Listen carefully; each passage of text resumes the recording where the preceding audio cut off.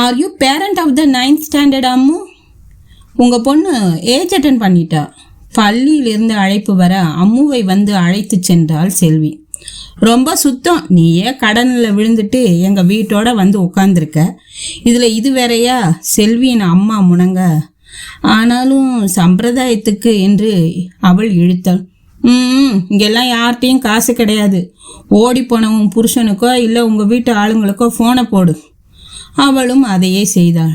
இப்போ இருக்கிற நிலைமையில இதெல்லாம் அவசியமா என்ற பதிலே எல்லோரிடமிருந்து வந்தது. முடியாதுன்னு சொல்லிட்டாங்கம்மா. நாங்கள் தான் இழிச்சவா இல்லை, எல்லாத்தையும் எங்கள் தலையிலே வந்து கட்டு. இல்லைம்மா, நானே பார்த்துக்கிறேன். இந்தாரு, பக்கத்து வீட்டில் கடன் வாங்குற வேலையெல்லாம் வேணாம்.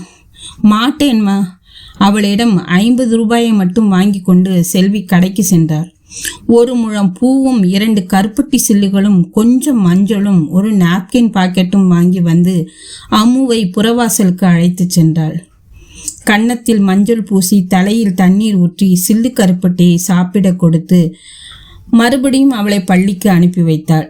அன்றோடு இதுவரை அவள் பின்பற்றி வந்த அந்த சாஸ்திரங்கள், சம்பிரதாயங்கள், கட்டுக்கள் எல்லாம் பணத்தால் தீட்டுப்படுத்தப்பட்டு வறுமை என்னும் கடலில் கரைக்கப்பட்டன.